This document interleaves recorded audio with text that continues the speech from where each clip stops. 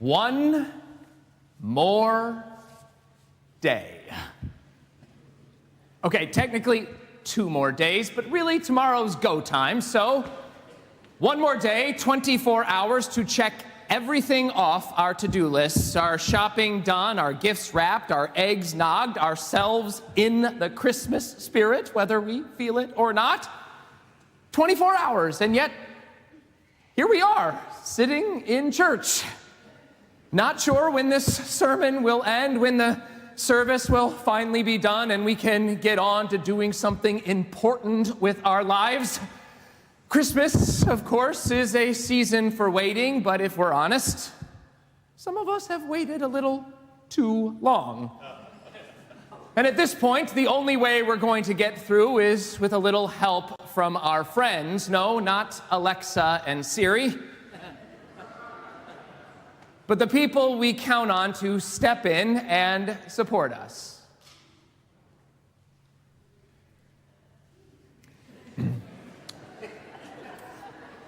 I said the people we count on to step in and support us.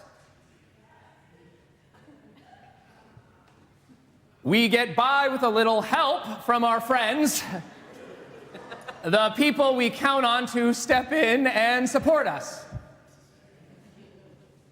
Just give me one quick moment. Pay no attention to the man behind the curtain. Emily, it's our annual Christmas sermon. That was the cue. Steven!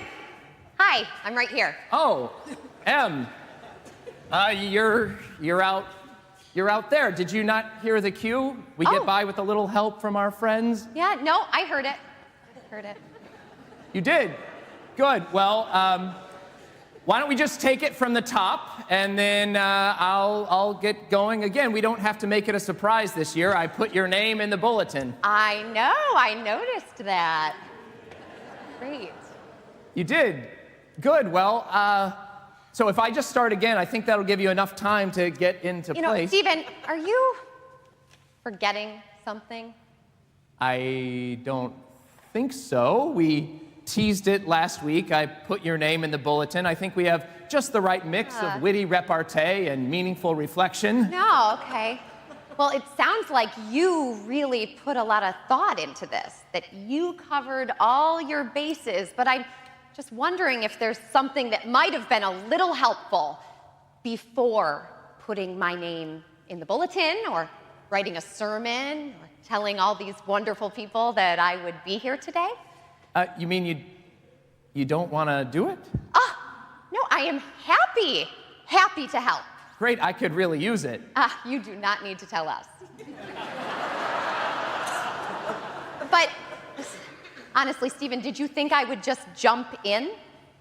Well, this is our 5th year doing this, and I really love this sermon. Oh my gosh, I love it too. Are you kidding me? This sermon has something very unique, a certain je ne sais quoi. Right, so why aren't you up here? Steven, you didn't ask. I didn't? I guess I got so busy with the to-do lists, getting everything ready for Christmas Eve and other things that I forgot. It's part of being in a relationship, asking for help and not assuming that the other person knows what you need. You know what? You're right. I'm sorry. Will you forgive me? And that is part of being in a relationship too, especially with you. Well then allow me on this auspicious occasion, the 23rd of December, to invite you, my lovely wife. Okay, Steven, we all have a lot to do. Em, will you please help? All you had to do was ask. Great, okay, the team is back together, called in the varsity squad, my designated hitter, the love of my life. Okay. Yep. All right. She's here, right? Okay, the clock is ticking. Great. Let's go. Okay, so today's sermon, strangely as enough, is about Mary finding out she's pregnant, and then going and asking Elizabeth for some help. So you mean she didn't just assume Elizabeth would know that she needed it? Touché. No, she gets this news like life-changing, world-changing news, and she must have recognized that she was going to need some help in order to make sense of it. Yeah. Mary suddenly finds herself a pregnant teenager, unsure of how people were going to react or respond to her, treat her. We imagine that she would be a bit scared. Scared and lonely and isolated, and yet instead of pulling away, instead of boxing herself off, she has the courage to reach out for a little help. And that takes courage, doesn't it? Especially today. We have this tendency, when faced with something overwhelming or hard, to just put our heads down and figure it out on our own, as if asking for help somehow weakens us or makes us less. But that's not how God intended us to be. No, there's a reason why Jesus said, wherever two or more are gathered, I am there. Because God shows up in relationship. Christ exists in that space between you and me. Mary understood that she needed a little help, and so she reaches out, in this case, from family. What was Elizabeth, by the way? A cousin, an aunt? We actually have no idea. It just says she was a relative who was getting on in years. Getting on in years? Getting on in years. What does that mean? I actually have no idea. In those days, who knows what getting on in years would have been? Maybe our age, or my age, much, much older than you, much. Okay. I wonder if Elizabeth tried other relatives first of Mary. Like who? Well, I just wonder, did Mary try a bunch of others, and was it just Elizabeth who embraced her? Or maybe she went to Elizabeth because they already had a bond. I never really thought about that. Actually, we don't know virtually anything about Mary's family. We don't know if she had parents or siblings. We don't even hear in Luke's gospel when she actually tells Joseph the news. All we hear is that she gets the news, and the next thing we know, she runs to Elizabeth to get a little help. Oh, thank God Mary had someone. Because we all need someone.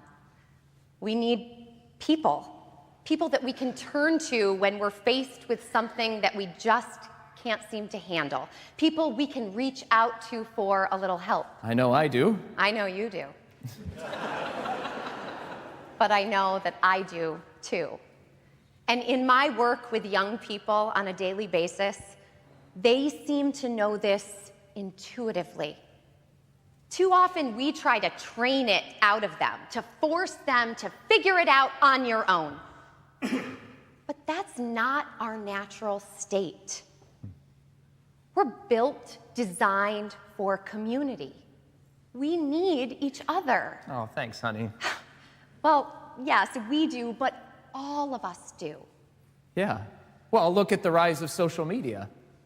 If nothing else, it is about that longing for something beyond just connection. It's community, communion. We long to have something to connect with someone about, some person, some group with which to share our burdens.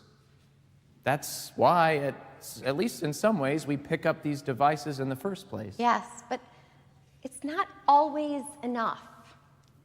We can't wipe tears away through a screen. Sure, a phone call helps. A text or a note, they're meaningful, but it's not the same as a hug. All you had to do was ask, Em. Assuming someone asks for a hug. Relationships take communication.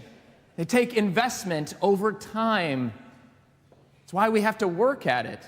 It's hard to develop a community in those moments just after that proverbial angel shows up to tell you you're pregnant. And that's why we're here, isn't it? I mean, that's the point of church. To find out if we're pregnant? No. Oh. Church is about community. Remember, the church is the people. And however imperfect, the church is a community that's here to remind us, each of us, all of us, that we can't do this alone. Well, Mary couldn't. Jesus couldn't either. Neither can we. But community takes risk. It takes putting ourselves out there, being vulnerable, stepping beyond our comfort zone. Like when I first asked you out. And some risks work out better than others. Exactly. Exactly.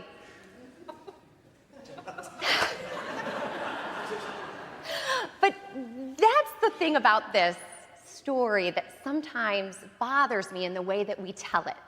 We're so quick to jump to the nativity. We forget that there's more to it. There's more to it, like 9 months more, 9 months of anxious waiting.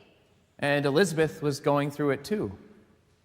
After years of struggling to get pregnant, something that so many people struggle with alone, she suddenly finds herself expecting, though admittedly in a very strange way. Oh, it's not that complicated. No, I mean, I get how that works. I'm saying the angel Gabriel shows up to Zechariah and says, Elizabeth's going to be pregnant. And Zechariah doesn't believe Gabriel, and so he's struck dumb until after John is born. Wait, Elizabeth went through her whole pregnancy with a silent husband? Yeah, rough, huh? Yeah, rough. So Mary went to Elizabeth, trusting that she would be there for her. She took a risk, praying that it would work out, and it did. In the story, when Elizabeth sees her, we're told that she feels the child in her womb jump, and she says, "Blessed are you among women, and blessed is the fruit of the loom." No. Blessed is the fruit of your womb, as in blessed is this child. Oh, that makes a lot more sense. Yeah. I'm here to help. But think about it. The first thing that Elizabeth says to Mary is that she is blessed. Elizabeth doesn't know what happened. She doesn't have any of the juicy details, and yet Elizabeth greets Mary with a blessing. That's the other side of asking for help, isn't it? Someone has to be willing to give it. Elizabeth could have looked at Mary as a troubled teenager and treated her how we sometimes treat troubled teenagers. But instead, she saw a young woman in need and opened her arms. Elizabeth treated Mary as a blessing from God. When was the last time we did that? Saw someone in need and thought first, that person is a gift from God. Or responded with true hospitality. I mean, Elizabeth didn't stop with just saying that Mary was blessed. She actually treated her like it. It's one thing to say it. It's another thing to live it.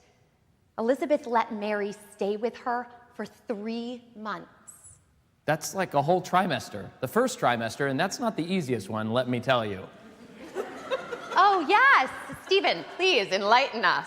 No, I mean, I just mean she was likely not feeling well, probably a little needy. Needy? I mean, not that I ever experienced it that way. The point is, Mary goes to Elizabeth, and Elizabeth treats her with grace. And Mary accepted with grace. And they found their way through a situation that could have been really hard in the only way that they could, in the only way we can, together. And thank God they did. After all, without a young woman who reached out for a little help, and another woman who was willing to give it, we wouldn't have much to celebrate this Christmas. I guess the Beatles were right. We only get by with a little help from our friends. Emily, thank you for joining me today. Stephen, thank you for asking. Eventually. Hey, I couldn't have done it alone. None of us can.